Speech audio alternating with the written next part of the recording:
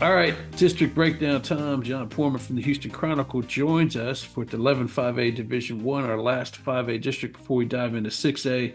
This is all local squads. Angleton jumped over here just after realignment because of some protests, and they're in there. So, and I'm interested in Angleton. They had such a strong running game the last couple of years.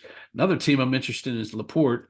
I believe they're going to have their new stadium ready if it's not already ready. Maybe they played in it last year. I can't really. No, they played a lot of games at Barbers Hill last year, right? A lot of their home games, and they had a really solid season as well. So, who do you like out of this district, and who do you think is coming through? Yeah, you better keep the buses gassed up for this district. Lots of travel here, from the west side to the east side to south to north. Yeah, lots of travel. I called, on realignment day when this came out, I was looking at the map graphic that the UIL always puts out, and I called this the boomerang district because it's shaped like a boomerang when you put all these schools together. Really interesting. Angleton obviously has been a really a good team in recent years. Crosby, of course, is always competitive, and they were playing for the state championship, just a few years back. Friendswood was in the same district as Angleton, that really tough district there with Fulshire and the Magnolia schools. I mean, that was a really competitive district, so that they have seen some good competition. And then over on the east side, Kingwood Park made it to the playoffs last year. LaPorte really kind of had a big season.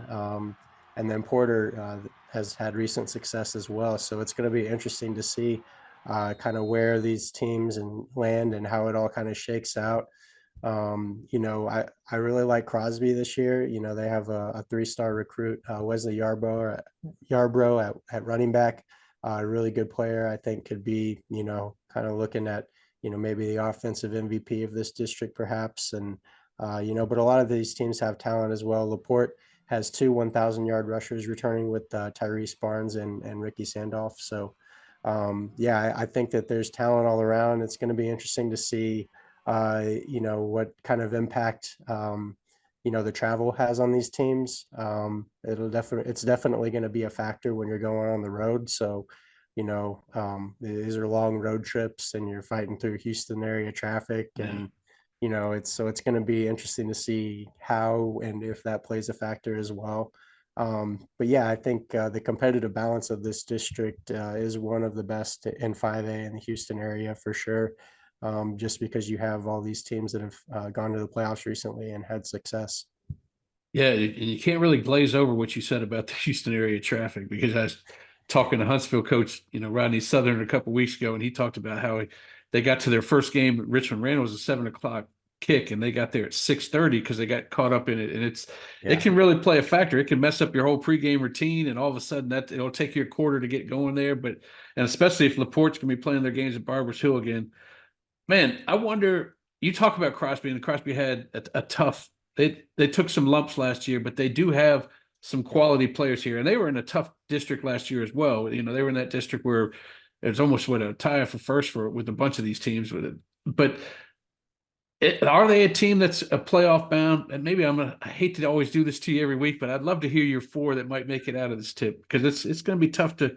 And don't give me five, John. Give me four.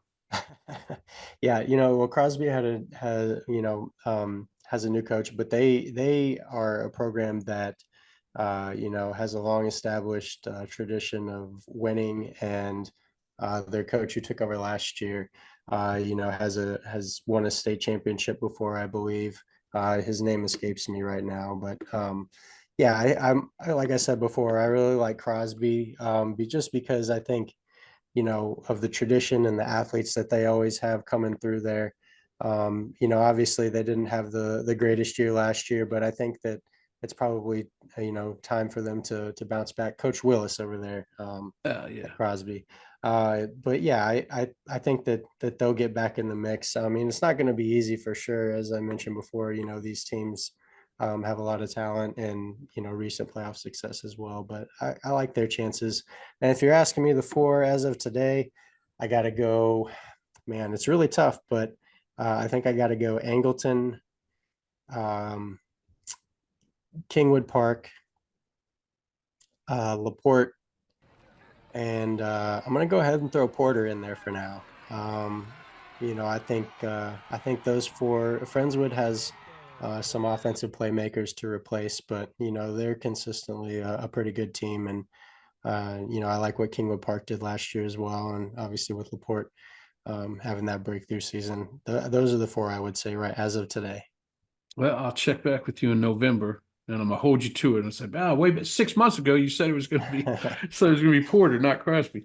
It should be interesting, man. It's and the teams like Laporte and Crosby, they had to make that, like we talked about, or maybe it was just Laporte. They had to play Lancaster, a DFW team, but now they're going to end up going to Austin College Station area as they team up with 12-5A.